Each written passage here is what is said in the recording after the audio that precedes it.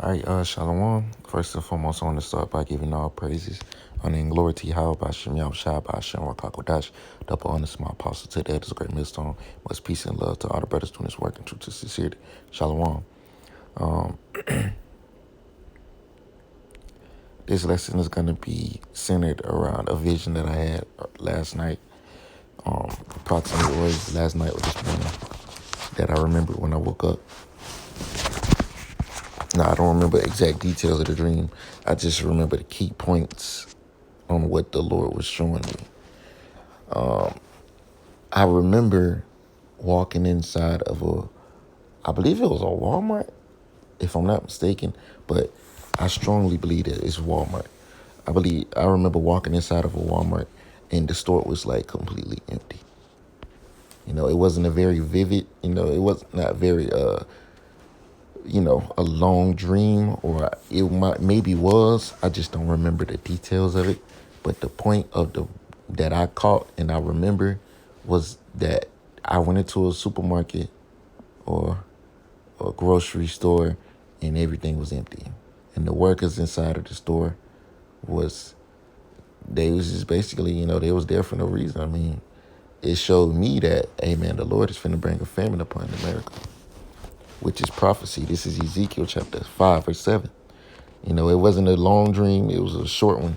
It was a quick. I seen the supermarket and it's like I just ordered Walmart and it was empty. Everything. It wasn't no food or no water, no nothing. The shelves was empty, man. So this is Ezekiel 5 and 7. Therefore, thus said the Lord Yahweh, because you multiplied more than the nations that are round about you, and have not walked in my statutes, neither have kept my judgments, neither have done according to the judgments of the nations that are round about you. Therefore, thus said the Lord Yahweh, behold, even I am against thee, and will execute judgments in the midst of thee, in the sight of the nations. And I will do indeed that which I have not done, and whereunto I will not do any more like this, because of all your abominations. Therefore the fathers shall eat the sons in the midst of thee, and the sons shall eat their fathers, and I will execute judgments in thee, and the whole remnant of thee will I scatter in all the winds. So, just because the days that are coming in America, there will be a famine, which will cause people to turn into cannibals. It says, wherefore I live as I live, said the Lord Yahweh, surely because thou hast defiled my sanctuary with all thy detestable things and with all thine abominations, therefore will I also diminish thee. Neither shall mine eye spare, neither shall I have pity, because the Lord gave you Israelites warning after warning after warning about worshiping these other gods and being in your wickedness, man. So, the Lord is not going to continue to warn you people to do the right thing, man. He's going to get rid of you. Verse 12, it says, a third part of thee shall die with the pestilence, and with the famine shall be consumed in the midst of thee. So a lot of people are going to die from the pestilence, which Esau is going to unleash his biological warfare, and the famine, which is going to is caused most likely by the biological warfare. It says, and a third part shall fall by the sword round about thee, and I will scatter a third part into all the winds, and I will draw out a sword after them.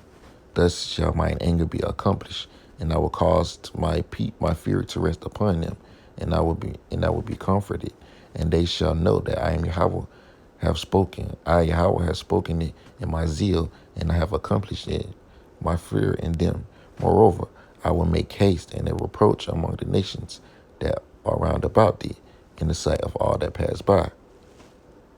Verse 15, because we are a reproach among the nations. They call us niggas, spicks, and wetbacks. They always have some shit, proverb or reproach, man. A bunch of proverbs and bywords in their mouth, man. So it shall be a reproach and a taunt, an instrument and an astonishment unto the nations that are round about thee, when I shall execute judgments in thee in anger and in fury and in furious rebukes. I Yahweh have spoken it. When I shall send upon them the evil arrows of famine. So the Lord is going to send the evil arrows of famine upon us. which shall be their destruction, and which I will send to destroy you. I will increase the famine upon you, and will break your staff of bread. So I will send upon you famine and evil beasts, and they shall berave thee, and pestilence and blood shall pass through thee, and I will bring the sword upon thee. I, Yahweh, have spoken it. So this is the judgments of Yahweh Shem Shah that he has prescribed, which means the right foot before he has prescribed for our people because they don't want to listen. And that word famine is going to be a lack of food and resources, man. You want to go to the dollar store, get some, some bread or some water or some chips. It ain't going to be none of that out here, man. This is as Jeremiah chapter 44.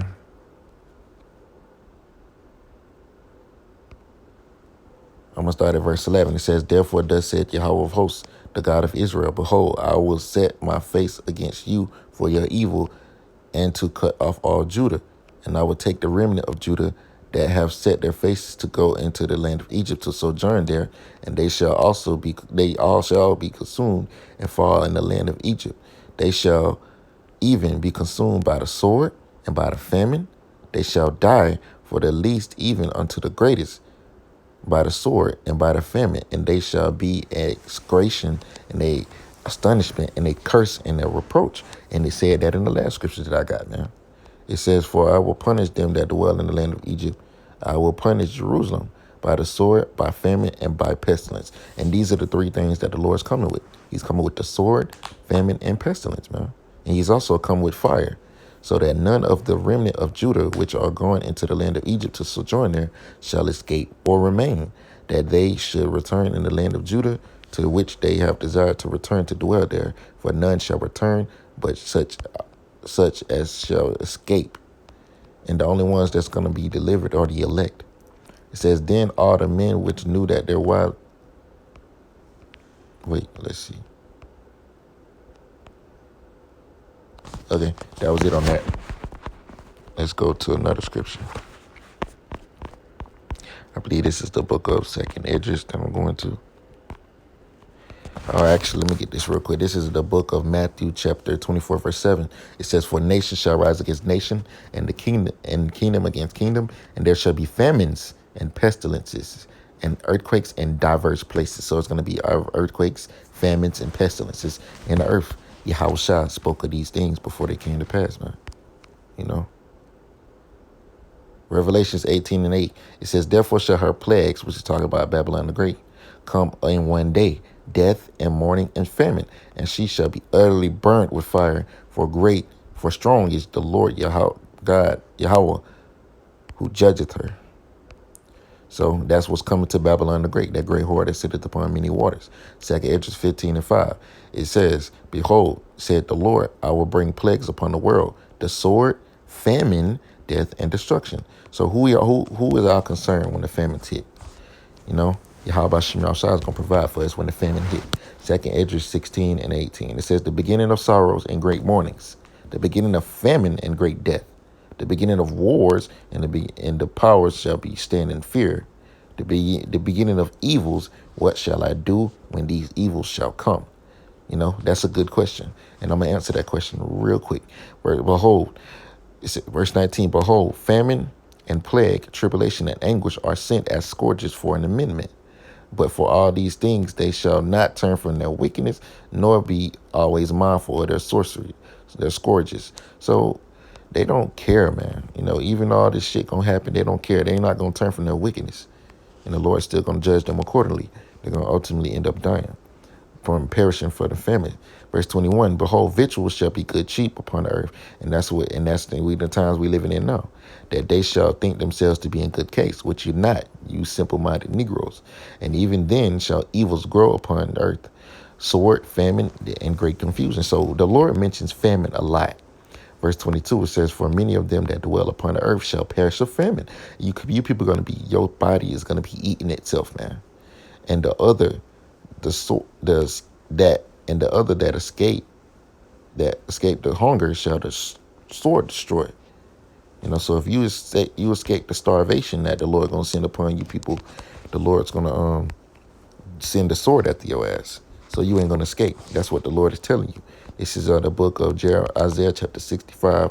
I'm gonna start at verse. No, is it 64 or 65? Or is it 64? No, it's 65. 65 and 20.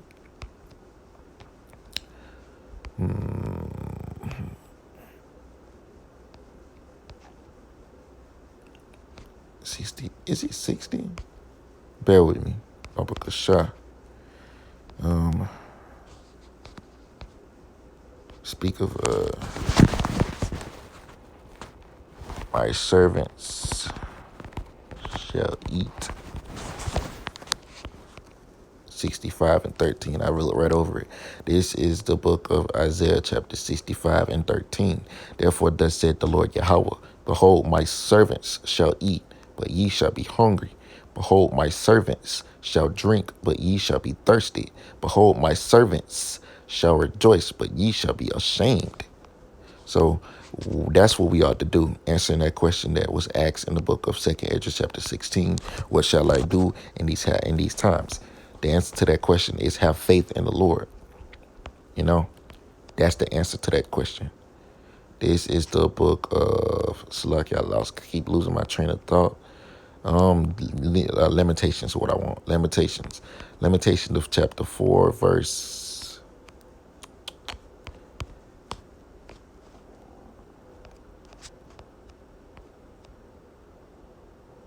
Okay, word am I looking for?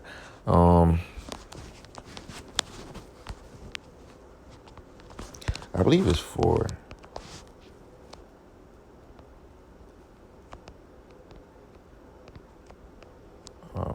Bear with me.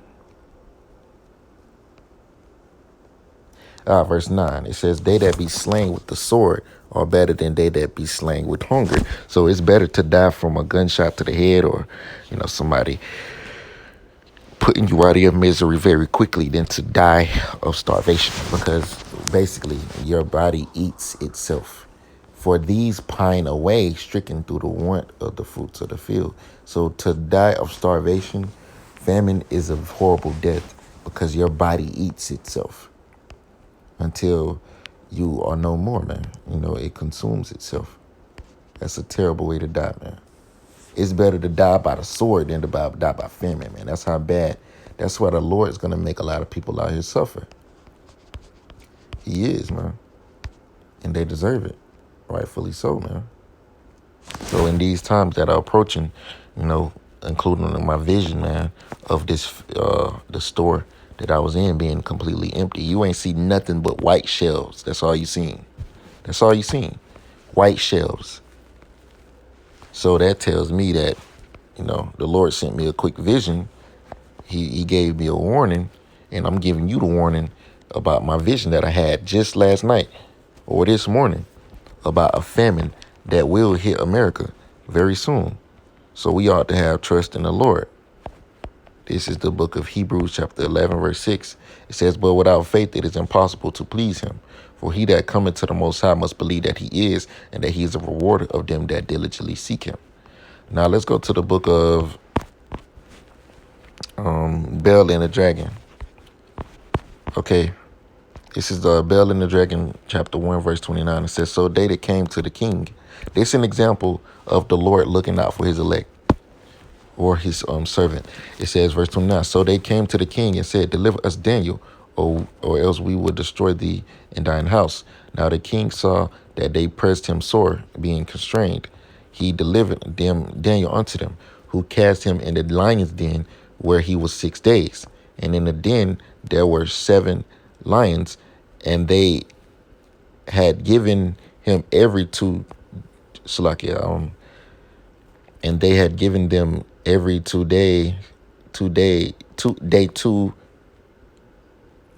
carcasses and 2 sheep. It says, which then were not given to them to the intent that they might devour Daniel. Now there was in Jewry a prophet called Habakkuk, who had made pottage and had broken bread in a bowl, and was going into the field to bring it to the reapers. So, this prophet Habakkuk, he was He had made some food, and he was planning to give it to the reapers. But guess what the Lord did? It says, but the angel of Yahweh said unto Habakkuk, go, carry the dinner that thou hast into the Babylon unto Daniel, who is in the lion's den. This right here shows you that man's going is of the Lord, so we have no worries, man. The Lord might have a situation like this happen. Somebody could think they fit to give it to somebody else, but the Lord have them bring it to you. Verse 35. And Habakkuk said, Lord, I never saw Babylon, neither do I know where their den is.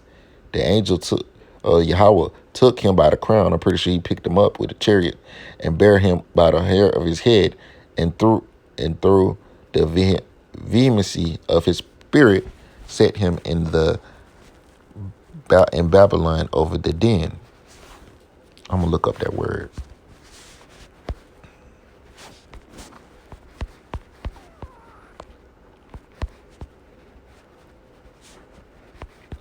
Let me VEHE. See.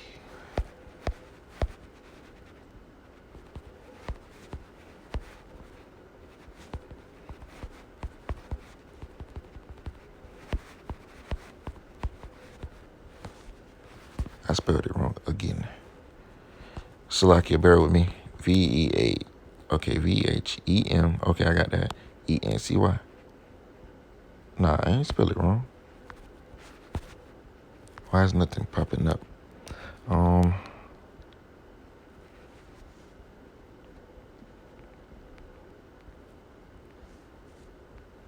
Okay. It says forcefulness, violent rashness, eagerness, strength.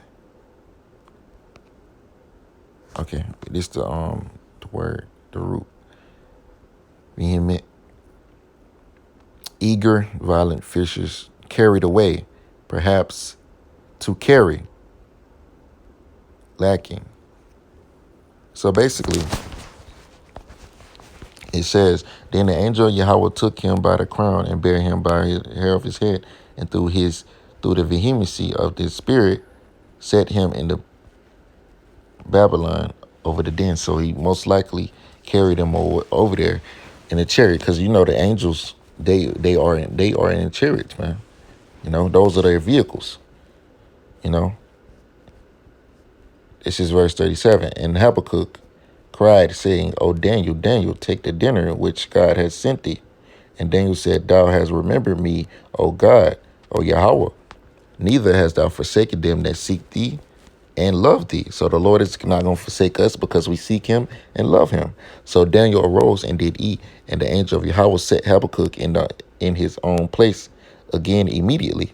So tell me, please, how the angel will manage to take Habakkuk and put him back where he got him from immediately.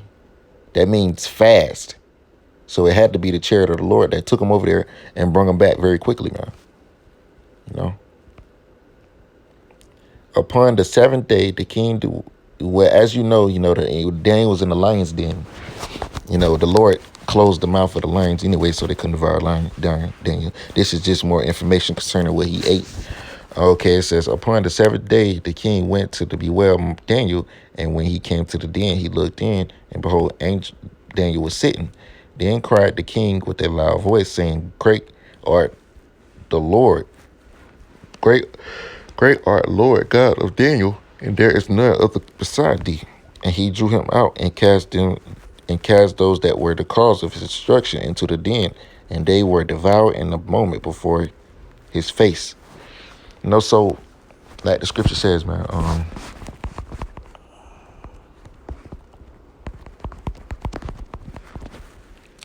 this is Proverbs chapter, what is the one I'm looking for?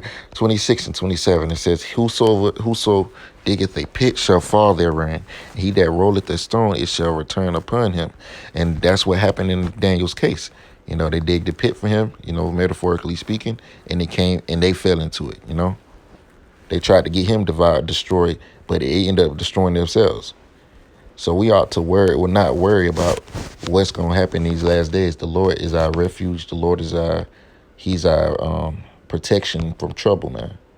This is the book of Psalm chapter 27, verse. Hold on, let me bear with me. I forget. Actually, what? Bear with me.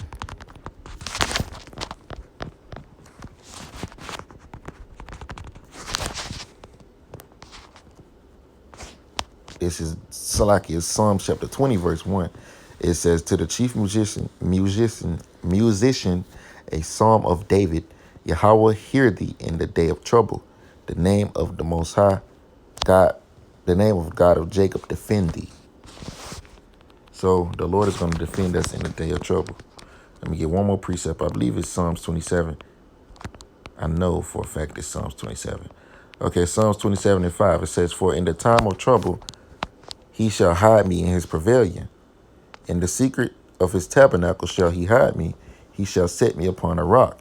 And now shall mine head be lifted above my enemies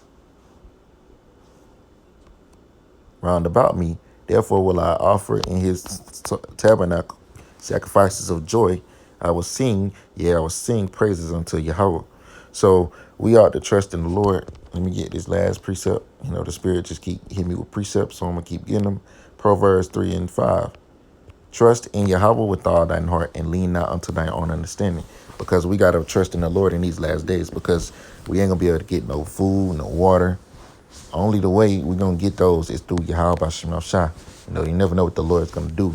He might make it rain manna from heaven.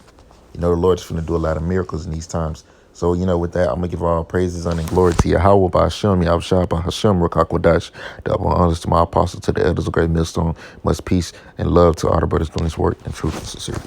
Shalom.